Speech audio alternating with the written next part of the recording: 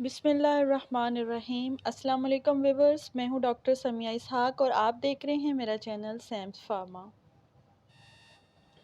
Video کی طرف بڑھنے سے پہلے میری آپ سب سے ریکویسٹ ہے میرا چینل سبسکرائب کر دیں تاکہ میری آنے والی تمام ویڈیوز آپ تک بآسانی پہنچ سکیں۔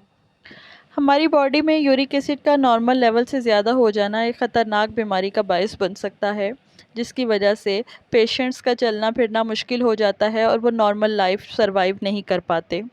کچھ لوگوں میں یورک ایسڈ اس قدر بڑھ جاتا ہے کہ ان کے جوڑوں میں سوجن، انفلیمیشن ہو جاتی ہے اور بہت زیادہ درد رہتا ہے۔ یورک ایسڈ بڑھنے کی بہت سی وجوہات ہیں، جن میں سے بلڈ پریشر کا زیادہ ہونا، موٹاپا، کولیسٹرول کا خون میں زیادہ یا کم ہونا، سرخ گوشت کا زیادہ استعمال کرنا ہے۔ جب یورک ایسڈ بڑھتا ہے تو جوڑوں میں گٹھیاں بن جاتی ہیں اور ایڑیوں، گھٹنوں، جوڑوں میں درد ہوتا ہے۔ پانی زیادہ سے زیادہ استعمال کریں تاکہ گردوں اور پیشاب کے راستے یورک ایسڈ خارج ہو سکے۔ جب یورک ایسڈ جسم سے نہیں نکل سکے گا تو یہ جسم کے اندر چھوٹے چھوٹے کرسٹل کی شکل میں جوڑوں میں جمع ہونا شروع ہو جاتا ہے اور اس کی وجہ سے مریض کا چلنا پھرنا مشکل ہو جاتا ہے اور انتہائی تکلیف کا سامنا کرنا پڑتا ہے۔ پیشنٹ کے جوڑ بالکل بیکار ہو جاتے ہیں۔ ایک نوجوان آدمی کا یورک ایسڈ نارمل لیول 3.5 ملی گرام سے 6.5 ملی گرام تک ہوتا ہے۔ عورتوں کا نارمل لیول 3.5 ملی گرام سے 6.5 ملی گرام تک ہوتا ہے۔ اب ہوتا کیا ہے کہ اگر ہمارا لیول 6.0 ہو جاتا ہے تو ہم پریشان ہو جاتے ہیں اور ہر قسم کے درد کو یورک ایسڈ کی وجہ بتانے لگتے ہیں۔ اگر مردوں میں 7.5 ملی گرام بھی ہو جائے اور خواتین میں 7.0 ملی گرام بھی ہو جائے تو فوراً دواؤں کی طرف نہیں بھاگنا چاہیے، بلکہ ہمیں اپنی ڈائٹ کو بہتر کرنا چاہیے۔ دواؤں کے سائیڈ ایفیکٹ بھی ہو سکتے ہیں۔ سب سے پہلے اپنی ڈائٹ کے اندر کچھ غذاؤں کے پرہیز سے ہم اس مرض کو ٹھیک کر سکتے ہیں۔ یورک ایسڈ بننے کا تعلق صرف غیر صحت مند غذا ہی سے نہیں ہے، بلکہ ذہنی امراض اور دل کے جملہ امراض کی وجہ سے بھی ہوتا ہے۔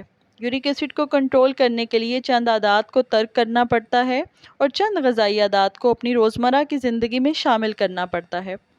یورک ایسڈ کی علامات کیا ہیں؟ جوڑوں میں درد ہونا، انگوٹھے میں درد ہونا، سوجن ہو جانا اور جوڑوں میں ہمیں گنٹھے پڑ جانا۔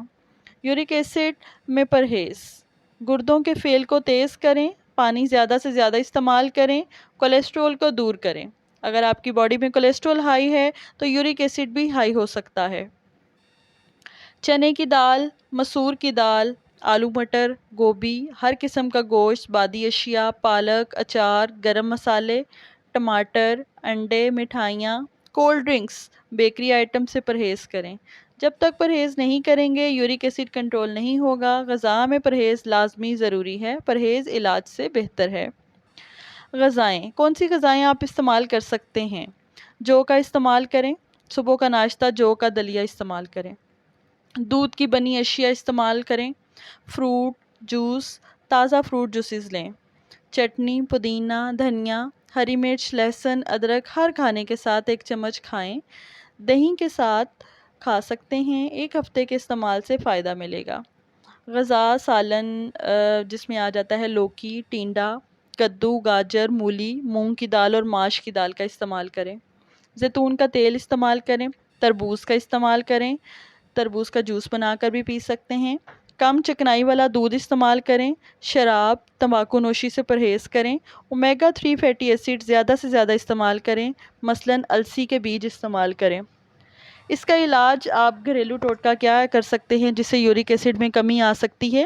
صبح ہلکے گرم پانی میں 1 چمچ شہد اور 1 چمچ دیسی ایپل سرکہ جو ہے وہ ڈال کر پئیں تو uric acid, cholesterol, high blood pressure, چھینکیں سب سے آپ کو انشاءاللہ افاقہ ہوگا۔ نیکسٹ ویڈیو میں انشاءاللہ میں آپ کو یورک ایسڈ کا علاج بتاؤں گی کہ آپ کون سی میڈیسن یورک ایسڈ کے لیول کو کم کرنے کے لیے استعمال کر سکتے ہیں۔